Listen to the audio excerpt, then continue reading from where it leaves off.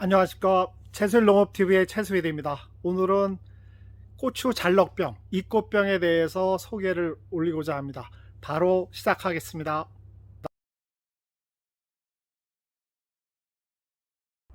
각종 작물과 식물을 재배하고 실험하는 하우스에 나와 있습니다. 고추는 보통 파종 후 30일이 되면 이식과 가식을 하고요. 거기서 다시 60일을 키우면 정식을 합니다. 그래서 정식 전에 계산하셔 갖고 90일에서 100일 사이에 그 지역별로다가 정식하는 날짜를 맞춰서 하시는 것이 제일 좋고요.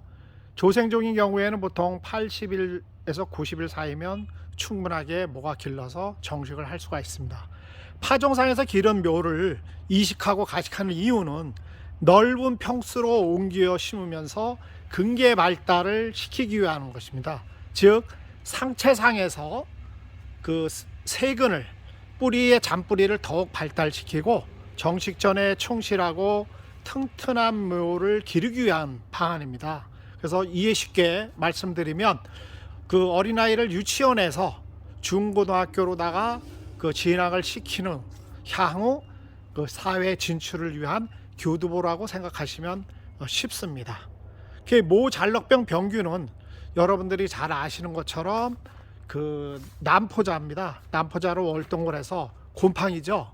곰팡이로 월동을 해서 직접 발화를 해서 저온 다습하면 유주자를 형성해서 어린 조직을 뚫고 침입하는 것이 바로 어린 모의 또한 진균의 특징입니다. 그래서 짤럭병의 대표적인 특징인데요. 이게 비단 고추뿐만 아니라 가지과 작물, 다양한 작물의 어린 모에 발생되는 것이 바로 짤럭병이자 이꽃병의 특징입니다. 그래서 여러분이 보실 때 진균, 즉 곰팡이 같은 경우에는 표증이라 이렇게 보시면 되고요. 표증의 한부에 따라서, 즉 한부에 병이 발생되는 그것을 표증이라 하고요. 보통 마이코플라즈마라든가 바이러스, 세균 이런 친구들은 대개 병증만 있고 표증이 없습니다. 그래서 한부에 발생되는 것을 표증이고 또 조직 변화가 이상인 것을 병진이라고 볼 수가 있습니다.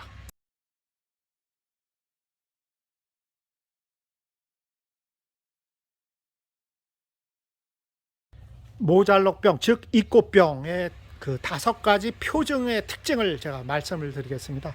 보통 첫 번째, 땅속 부패형이라 해서요. 발화하기 전후에 발화하기 전후에 썩는 것을 땅속 부패형의 이꽃병의 특징을 하나로 볼 수가 있고요. 두 번째는 여러분들이 제일 잘 보이시는 도복형, 옆으로 유묘가, 어린 묘가 땅의 지재부에서 땅과 같이 만나는 부분을 지재부라고 그러는데 지면 부위가 짤록하게 살짝 들어가는 것을 쓰러지면서 썩는 것을 바로 짤럭병입니다. 그래서 대표적인 것이 도복형 짤럭병이 보통 특징을 갖고 있고요. 또 참깨나 들깨, 각종 수목이라든가 모든 짤럭병의 병들의 특징들이 이렇게 나타나고 있습니다. 그 다음에 수부형이라 해서 묘목의 지상부, 이 땅가 지면보다는 떡잎이라든가 어린 줄기가 이렇게 말라서 죽는 현상의 수부형 형태의 짤럭병이 있고요. 그 다음에 네 번째는 뿌리 썩음형, 묘목이 어느 정도 생상해서 약간 목질화된 여름 이후에 뿌리가 검은색으로 죽는 거죠. 그래서 이런 뿌리 썩음 형태의 짤럭병과 또는 5번째인 줄기 썩음형에서 어느 정도 목질화가 된 상태에서 줄기가 침해돼서 윗부분이 죽는 형태. 그래서 그것을 보통 이꽃성 역병이라고 우리가 많이들 부르고 있습니다. 그래서 보통 이 토양 전반적으로 지금 보시는 묘파는 아무래도 상토가 소독된 상토라서 그럼 이꽃병이 있는 것을 볼 수는 없습니다. 그래서 하나의 예를 들어서 이렇게 보여드리는 거고요. 보통 토양 속에 전반적인 곰팡이가 짤럭병에 대한 균들은 대개 라이족토니아라는 곰팡이가 토양 병해 속에 있다가 두 가지로 나눌 수가 있습니다. 정확하게 보면 그 짤럭병이 걸린 상태에서 가장자리로다가 이제 그 저온 다습하죠. 보통 그랬을 때 그 습한 상태에서 윤문 현상으로 동그랗게 곰팡이가 이렇게 피는 현상이 있으면 그것은 그 같은 균일에도 피시움 계통에 의한 곰팡이에 의한 것이 바로 그런 동그랗게 나타나는 그 현상을 볼 수가 있습니다. 그리고 후자리움이라는 그 곰팡이는 보통 다습한 것보다는 온도가 높으면서 건조했음에도 불구하고 짤럭병이 발생되는 경우가 있습니다.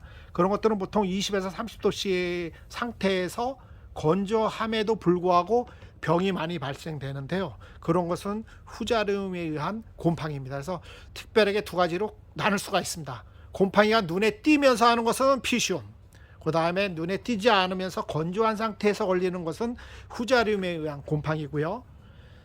보통 약제를 치실 때 제가 제일 강조하는 것 중에 오늘 교육 내용 중에서 다 잊어먹어도 꼭 중요한 것이 하나가 있습니다.